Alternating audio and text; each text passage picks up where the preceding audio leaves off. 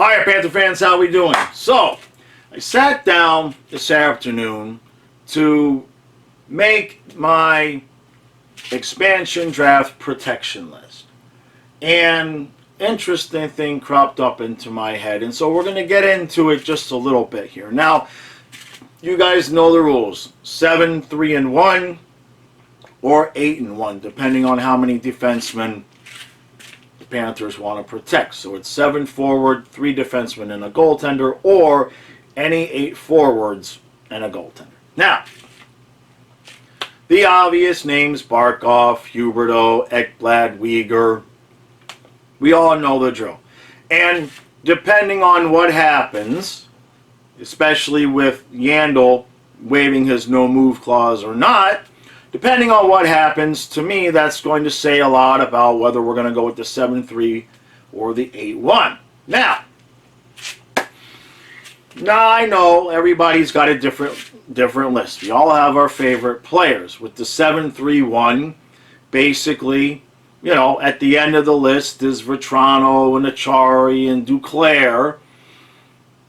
You know, I saw George Rogers talking about, or George Richards, I always call him George Rogers. I saw George Richards actually putting Mason Marchment on the protected list, which makes no sense to me whatsoever.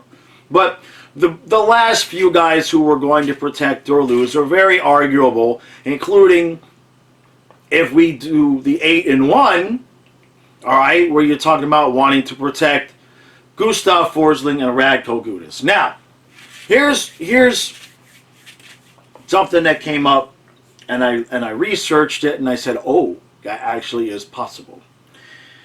Now, you guys have heard me complain constantly over the years about we have to stop this cycle of giving out bad contracts and then having to give up good players to get out of the bad contracts. This must stop. Now, we have half of it fixed with Bill Zito and at GM. The bad contracts, for the most part, are going to stop. Okay? And now, that brings me to Keith Yandle and Gustav Forsling. Now, and to a lesser extent, some of you may feel this way about Gudas. Either way, right now we are in the position of we need Keith Yandle to waive his no-move clause in order to protect either Forsling or Gudas. For me, that's Forsling. I think for most of you, I'm not going to tell you how to think, but I would think it would be Forsling. The kid is legit. He's a legit top 4. Absolutely has top pairing potential, power play potential. He's a good, young, inexpensive player that, to me, is a must keep. And then we have Keith Yandle. Now, if Keith Yandle decides to waive his no-move clause, that's going to save us a player. Probably Forsling. I've looked at a few mock drafts, and for the most part, nobody has Seattle taking Drieger. It's usually either Gudas or Forsling in everybody's mock drafts. Interesting, and I guess Seattle figures they're going to have the space and room to go get Drieger as a free agent if that's what they desire to do. So, the cycle of bad contracts and then having to give up good players to get out of them. Well, let's take a realistic look at Keith Yandle. Now, if he waives his no-move clause in order to protect an extra player, most likely there's going to be some kind of agreement there, handshake agreement with the Panthers, that you're going to keep playing me, right? You're not going to let my streak end if I do you this favor, okay? I don't necessarily like that option, but it's still better than having to lose Gustav Forsling because Dale Talon was stupid and gave 30-year-old Keith Yandle 7 years. Now, that said, what if Keith Yandle decides to play hardball with us and be like, suck it, I have a no-move clause, I'm not waiving. Now, we could sit there and say, well, we're not going to pay you. I mean, we're not going to play you. We're going to let your streak end. But if he doesn't want to do it, if he's not going to help us out that way, we have limited options. Now, let's say at some point Yandle decides to waive his no-move clause because he's going to be willing to go somewhere else because somebody somewhere wants an aging, overpaid defenseman. Let's just play the game. The likely scenario, unless we can pull off some magical rainbow unicorn 3-team trade, most likely we're looking at having to eat half of his salary. So it's 6.3. So you're looking at, what's that? 3.3, you know, or 3.1, whatever it is. We're looking at about $3 million we're going to have to eat for however long, the 2 years, 1 year, depending on when it happens. So I got to thinking, is paying him 6.3 and losing Gustav Forsling for the right to continue to pay Keith Yandle, that doesn't sound worth it to me, right? So I looked it up, and lo and behold, in the 2-week period following the conclusion of the Stanley Cup Finals, that is one of the small windows of opportunity for teams to buy out a contract. So now let's look at this. That would mean 2 years of 6.3 dead cap space. It would also mean we get to keep our good young player and Gustav Forsling and not create another massive hole on the defense. So then you compare the two and you say, well, we have Forsling and a dead 6.3, or we could lose Forsling and still probably have a dead $3 million. This is, to me, it's a no-brainer. If Keith Yandle wants to play hardball and not waive and cost us Gustav Forsling, kaputs, adios, see you later. Buy him out. Buy him out. Boom. Yeah, we have to eat the cap, but we get to keep our players, that's the point we're at right now, okay? Because let me tell you, if he's not willing to waive the no-move clause to save us Gustav Forsling, that is a giant announcement that under no circumstances is he going to waive the clause. If he's not willing to do it to just help his team out, he sure as hell isn't going to do it to allow us to move him somewhere. So, if he wants to play hardball, I say we play hardball back. Now, I know there's going to be a certain segment that says that's too much cap to eat, but keep in mind, with that no-move clause, not only would we have to find some way to have a 3-team deal, okay, that allows us to eat less than half the cap, he's got to be willing to go to that team. He's got to be willing to go wherever we could somehow manage to find a way to send him. It's not like Matheson, where whoever was dumb enough to take him, took him. And now they're not unhappy with Matheson. So for them, it feels like a fair deal. So, nothing personal, absolutely nothing personal. But if he wants to play hardball, as soon as the Stanley Cup Finals are over, there's a 2-week window where we can buy him out. And it just so happens that that's right in the time right before the expansion draft. Interesting. It would not surprise me if discussions have already happened.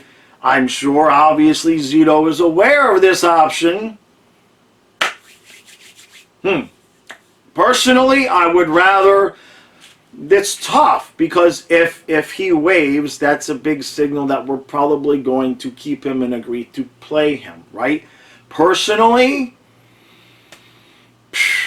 it's tough. But if it means keeping Forsling, I would rather just buy him out and end the disaster, because his play this last season significantly declined on the ice in terms of his physical ability.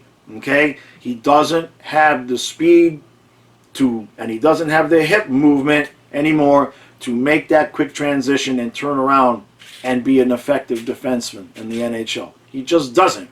And then when he can't handle the puck, when he mishandles the puck at the blue line on the power play, the other teams are jumping on that. They know that he's having trouble handling the puck, and they're going after the puck, they're getting it, and we've seen what happens. So it's no longer a situation, I feel, where he's just not that good or not worth that money. He's a massive liability on the ice. I'd be okay with it. I know it's 2.5 years of eating a lot of cap, but think of it in terms of saving us a player. This is the problem we have had. Go back and watch the video I made about Dale Talon being sorry. There's a little segment there right at the end with just the headlines of how we signed Dave Bolin to this massive contract. And there's Dale Talon talking about he's a great addition to our depth and a two-way forward, blah, blah, blah, blowing all the sunshine and rainbows up our ass. And then the next clip is talking about how, well, we didn't really want to trade Lawson Krause, but the Bolin contract was killing us. You see what I'm saying? Enough, enough, enough with the giving up of the good players to get rid of the crap contracts. Let's just stop it now. We have 3 that we have to deal with, and Bob is, you know, debatable. To me, the way I look at it is if you buy out Yandle, you find somebody to split with Strawman, we can send him anywhere we want, okay?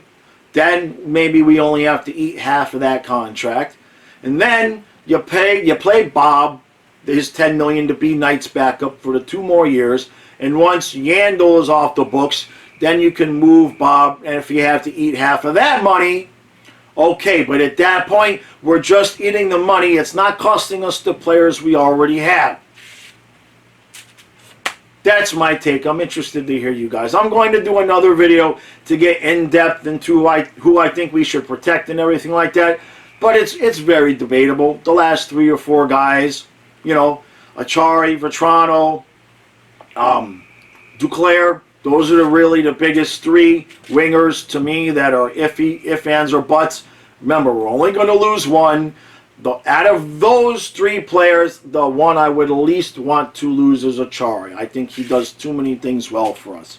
Duclair or Vetrano, between those 2, Duclair has the potential to be a better player than Vetrano. Vetrano has the potential to be a better player than Vetrano if he could ever stop being so streaky.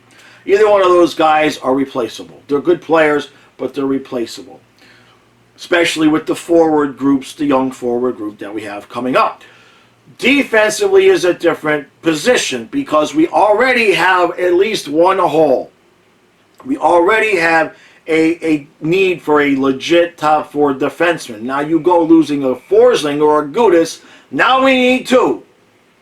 Now we need 2. And if we're doing that with still having Yandle around blocking people and the whole thing with the locker room wanting him to play and all of that, it'd be worth the money to just eat the money for the 2 years to get rid of the distraction of his streak, how the locker room is divided about him, and to keep Gustav Forsling. And that, to me, wraps it all up. So, and the last thing I'll say is I'm supposed to go see fireworks with the boys, and it's been pouring rain for 2 hours, and that sucks because it was clear all day, and now we may not be able to go. So that's a bummer.